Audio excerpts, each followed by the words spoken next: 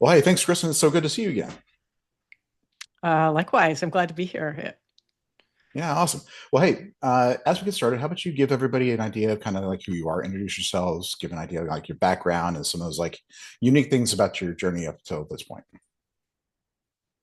Oh my God. Like, how do you sum that up in one I didn't sentence? say you had to do it in one sentence. Well, I don't want to be here for 6 hours either. Oh, I don't know who I am. I've been pondering that. I had this amazing meditation not too long ago where I finally got it when, they say we're all unique expressions of the same divine thing. Yeah. And I imagined this ocean, and we're all just peaks, waves on the ocean and ripples. And because, the root of the question is, what am I if I peel away all the details of this body and Right. this life? And the question or the answer was source. Well, if I'm just source, then and that what does that make me in this life? And I haven't got to an answer in that yet. But you say, who am I? I'm like, well, the answer is I'm source. Um, Okay, so for people who are a little bit more normal than you and I, okay. like talk about kind of like what you do these days. I know you used to be in the Navy, and kind of give us an idea of like if you were going to Sure. actually write a resume for somebody who was normal, what would that look like? I don't hang out with normal people. I know, Um, neither do I. well, yeah. So I think the salient points here is chaotic childhood, right? A lot of Hmm. us who come looking for the resources that folks like you have that, right? I entered the service because I had no money and I needed to find a way to get on with my life, free of my parents. And that turned out to be an interesting decision because I think the military really caters well to people who are looking for things, looking for Yeah. community, looking for stability, even if in the process of finding that, the experience itself really sucks. So and it doesn't, like it didn't. I had so much fun. I had so many cool things, but since I have separated from that relationship, whether that relationship was toxic or not is still open to discussion. I have realized how I needed that, and at the same time, it was not good for me. Mhm. And so I retired after 23 years of active duty service. I did some really cool stuff, really unique stuff, particularly for a woman in the era that I was in.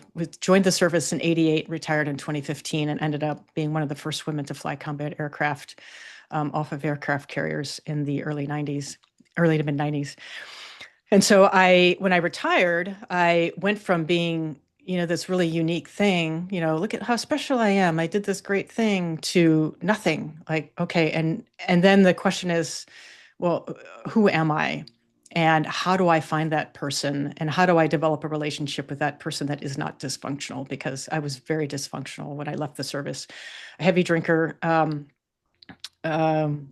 addicted to things like work and exercise, in addition to alcohol. And so that found me on a path of um, searching research to figure out how to fix myself. And Mhm. that led me to naturopathic medicine and acupuncture. So I went to medical school at the age of 46 to become a naturopathic doctor, get a master's in Oriental medicine. And, they tell you on day one of medical school, at least at the naturopathic medical school, is physician heal thyself, and how important it was for us to look at our own shit while we were trying to learn things to help other people look at their own shit. And it led me on a profound mission of finding out who I was, researching who I was, and figuring how that all fit into this concept of fulfilling my soul's purpose, which you talk a lot about. What is my soul's purpose? And eventually, that led me to looking deep down the rabbit hole of trauma. And eventually, that led me looking down the deep hole of what's after trauma and how can I maximize my experience on planet Earth to discover as much, to have as much fun, to be as vital and involved in the world as I can. And so that's what I do now. I'm a licensed doctor in Washington State, a licensed acupuncturist, and I work with people who have complex problems. And sometimes those are physical, a lot of times they're physical and emotional. And so I use a lot of my experience in finding myself to help patients, for some of them for the first time, ask who they are and Yeah. how do we help you find who you are. And even if it's this person who still has chronic pain at the end, can we at least make that experience one that is gratifying and still full of fulfillment, even if we don't get to the root of your low back pain or your ankle pain? Wow, that's powerful stuff. Thank you for Yeah. sharing so much Yeah. and for being so vulnerable. It's most people, it's hard for people to talk about this and kind of the Mm. struggles we've been through. And for someone like you, that again, one of the first women combat pilots off a carrier is a freaking huge achievement, like regardless of what you say. And for someone like that to say, yeah, and I was drinking and my life was a freaking mess, it's not what you expect to hear from someone like that. So thank you Yeah. for sharing that perspective. What was going on in your life when you decided to come work with me? Like, what was not working? And why I was it so important had, to fix it? I suppose is another good question.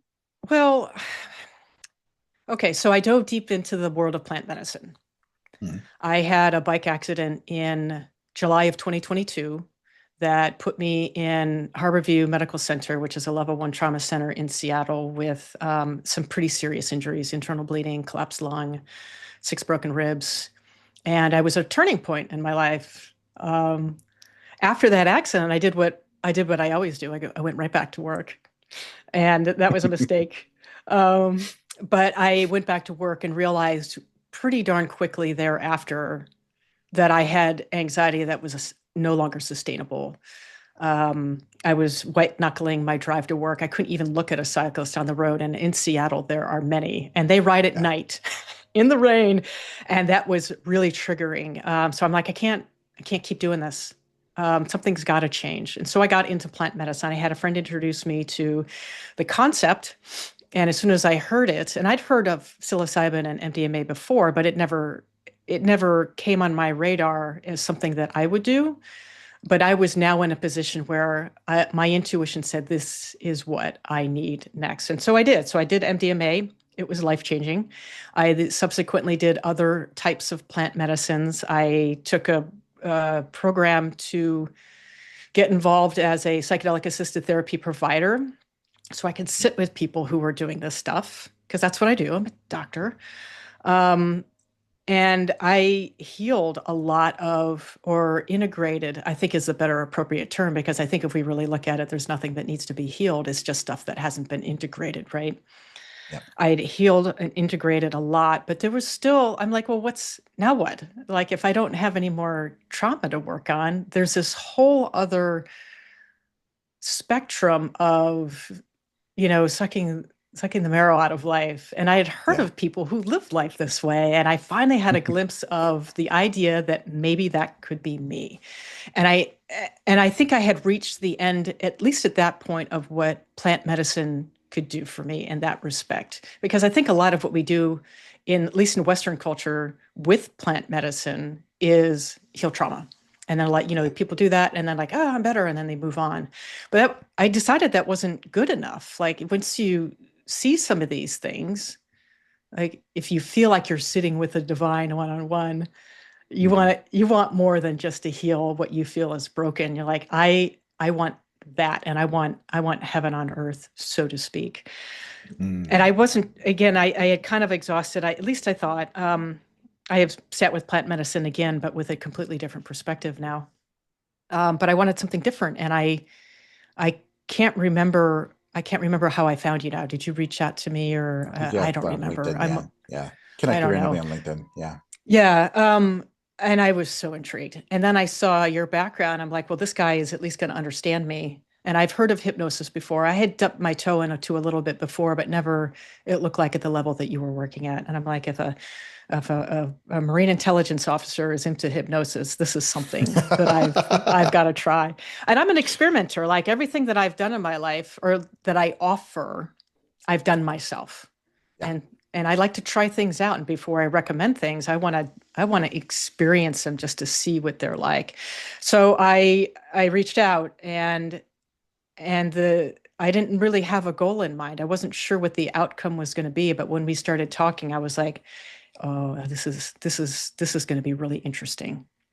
Mm, mm.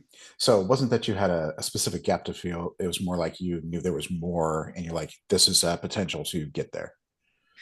Yeah, I think part of my purpose, like my soul's purpose, is to help people. And Hmm. after my most recent plant experience, I think you could almost like I mean, this is how I would describe myself. I'm almost like I feel like a midwife or a doula for people who are looking to unravel and release trauma. Um, and I don't know that I would have reached that without looking into my own subconscious to number one, release whatever was left of my stuff, because there was Hmm. stuff, like we worked on stuff, Sure. and open up the aperture for the what if. And that's really important because I think if we don't start asking what if you just say, I want this, and you're defining it, that completely shuts the door for what you can't imagine. And so I just wanted to come into this with an open question of what if to see how I could continue unfolding. And I don't want to say excellence because this isn't about winning a race. It's Right. about what you keep going back to about what's my soul's purpose, and how can I really lean into that. Mm. Wow. Powerful stuff. Powerful stuff. So, what was it about what I was talking about that gave you that kind of confidence that this would give you help open that door for you? Anything particular, or I like the idea of accessing the subconscious in a way that when you're in plant medicine, and we talked about this, when you're in Mhm. plant medicine, you can't really control it. I mean, you kind of can, but you're especially there for a ride. You're yeah, there for a ride. you're there, and I experienced this recently in my last session where I had some things happen that were way out of my control, and they were very scary. And I had people there to help me. And like in the big scheme of things, nothing was out of control, but I wanted to try something that allowed me to do the work without that I guess third party, if you will. And Mhm. we did that, and I thought it was very potent. Oh, thank you. Thank you. So, yeah, what I do is very different. A lot of people have a lot of sort of hesitation and reservations about diving in this way, and having somebody go, having a former Marine intelligence officer with CIA background digging in the back of your head. It's a little bit challenging, a little bit scary. How was it working with you? Like, what was the hardest part for you, and kind of what surprised you the most? Well, what surprised me the most was how easy it was. And it's not to say that it's easy. I have set myself up to being open to the junk that's living in there, and that has Mhm. been a process. And again, that I think the path is like if I had done your type of work 10 years ago, I'm not sure it would have been as effective. Like if you Mm. can't, and some of these things are really painful and hard to say out loud, Yeah, right? If you can't look at that, you're not going to be able to address it. And the yeah. subconscious is, if you allow it room to percolate and bubble up, it will give you Mhm. exactly what you need. But if it's really ugly and you're judging it, that's simply not going to happen. But Yeah. once you're open to that, I think the ease of allowing that in was surprising. Hmm. Um, what else was surprising? It didn't take very many sessions. I think you and I worked together for two really dedicated sessions, and then one third follow up where we did Yep. more talking than anything else.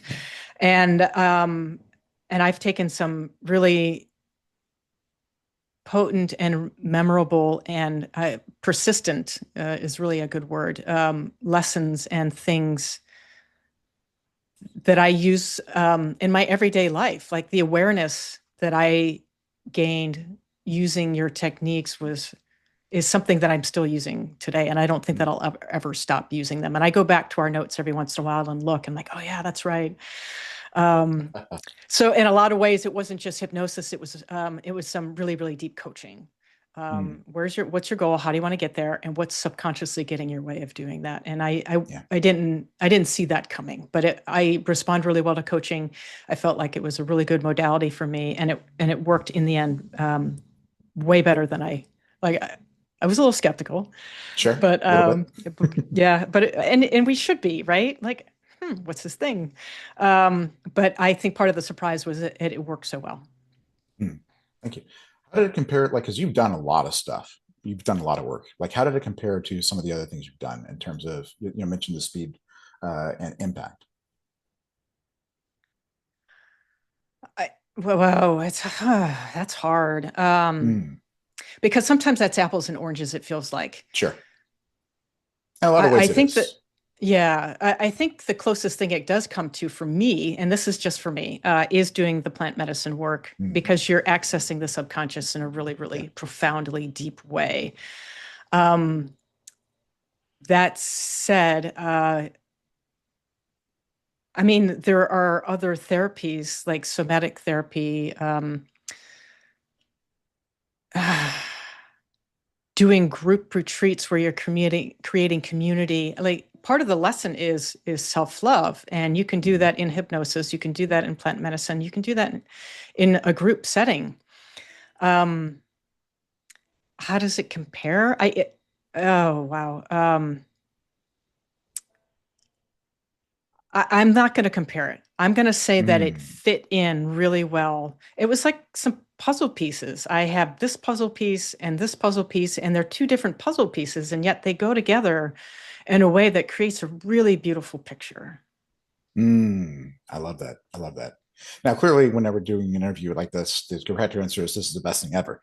But I think yours your answer is actually more important because you're right. It's like this solves a very what I do solves a very particular problem in a very powerful way. But it's not the only thing we have to do. It's not the only thing we have to deal with. And something you said earlier was also really important about how doing this work at the stage of development you were Yeah. made it so much more impactful. Because you're right, like facing this stuff is hard, really is. And until you've got the perspective and maturity to really kind of dive in and say, like, yes, I am willing to go wherever the heck we need to. Like, there's limits to what you can do. There's limits to what you can do, right? Now, of course, like Yeah. every bit you do, everything you do helps. But like, if this is more your capstone work, like it's really a game changer. So now that you've done this work, now that we've worked together, what is your life like now? Like, what's kind of some of the biggest changes or the most profound changes, the most surprising ones that you've noticed? I have realized where a lot of my response patterns are coming from. If you never realize why you're a people pleaser, you're never going to stop people pleasing. Like that's really and you can't talk through it. I do like talk therapy. I've done some talk therapy, but I have to be honest, it was the least effective of all the things that I've done. Um, but if you're in the moment and you have the ability to say, I'm like, you can pause in your head. You're not like, I'm not in the grocery store saying, let me pause. I have to see if I'm people pleasing. um, but you have the ability to pause and say, I'm doing it. I'm doing it right now.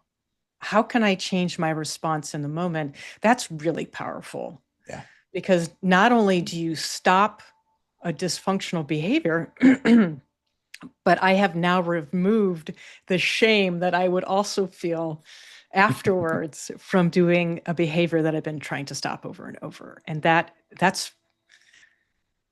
in and of itself was worth the price of admission. Like not piling on more shame to what I already have is was a relief.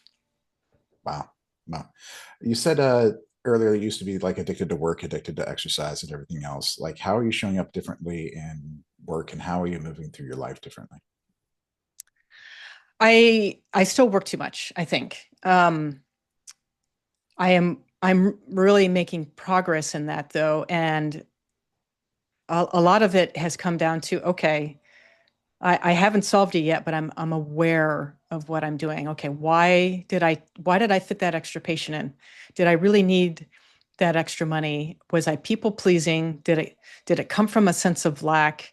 Um, and those questions are really important because while I may have added that patient in and stretched myself extra thin, I'm at least asking the questions. And as I go forward, I'm like, okay, and each new workday and work week is a different canvas upon which to paint a new picture. Mhm. Going forward, it makes it easier to say, okay, I'm going to set a boundary, and I've been doing that more often, which is really important because if I get burned out, like I can't show up for people. And mostly I can't show up for my family and myself. Like I'm able to mask in front of patients and professional people, but I cannot mask in front of my partner, because she knows me too well. And she doesn't deserve it, quite frankly. So right now, I think what I'm saying is, I'm still doing some of the things that I was doing before, but I'm more aware of them now, and I am starting to make better decisions about how much I cram into my workday.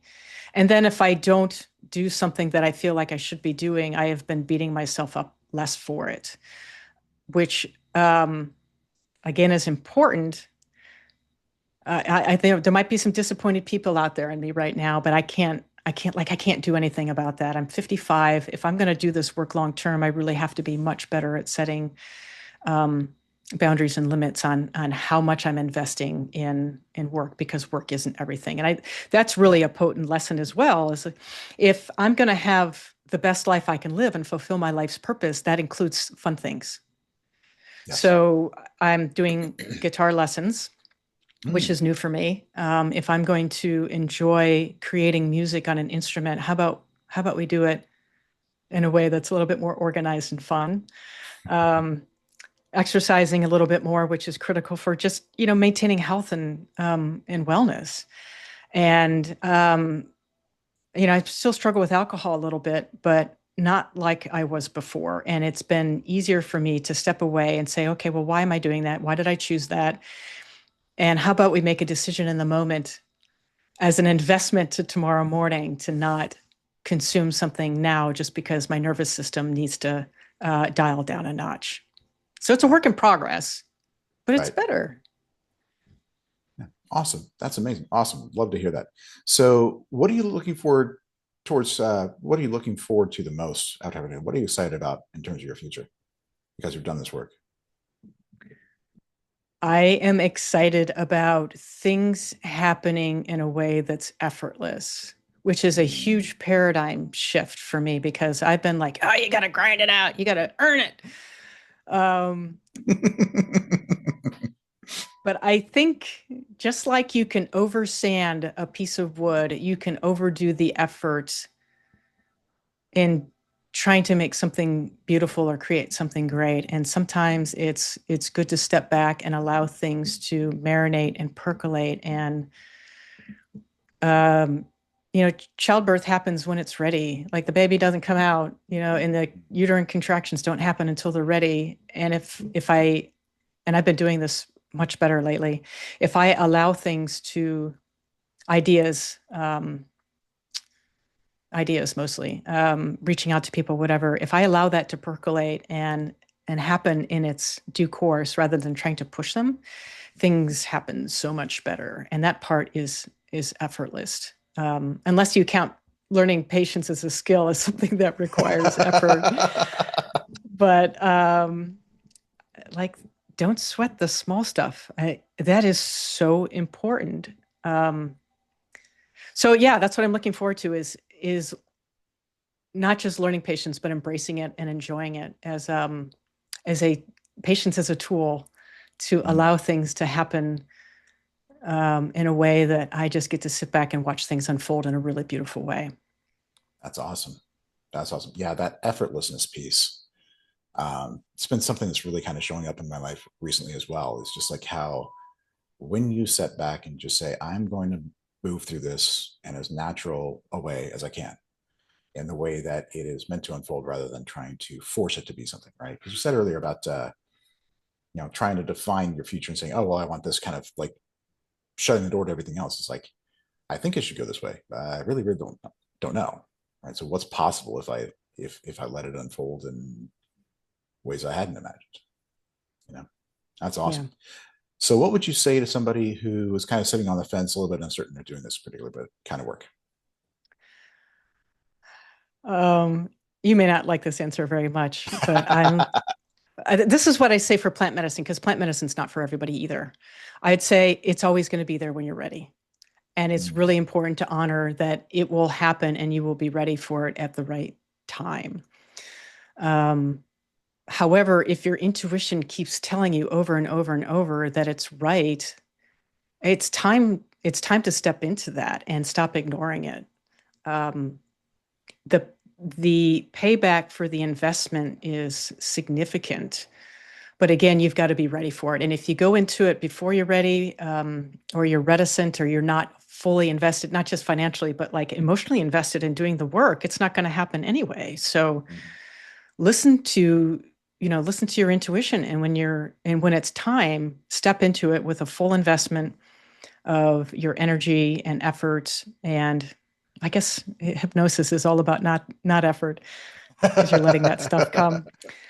But the point being that when Commitments. you're ready, like do it right, and Yeah. and it'll happen. And it can't. I have a hard time believing it can't provide some benefit.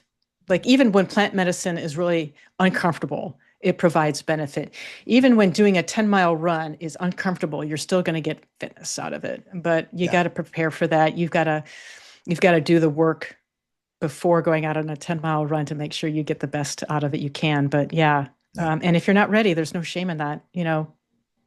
Don't force something that's not ready to go. Yeah. Yeah. It's like this is kind of like a black diamond, double black diamond kind of skiing rather than bunny slopes. Yeah, this is not for the faint of Yes. heart for sure. But Yeah. man, if you're ready for that ride, it's a hell of a ride. Yeah. Yeah. Any last thoughts you'd like to share with people before we let you go? Um, I experiment, have fun with it. Like, why not? Like, what have you what have you got to lose? And you never know. Like, we had stuff come up in session where like I had no idea that was a thing. But boy, am I glad I Mm. know now. And let's just put that in the recycler and let it go. Yeah. Indeed, indeed. Well, Kristen, thank you so much. This was amazing. Really appreciate you coming on, and hope everything gets even more effortless and more amazing. I'll keep you posted.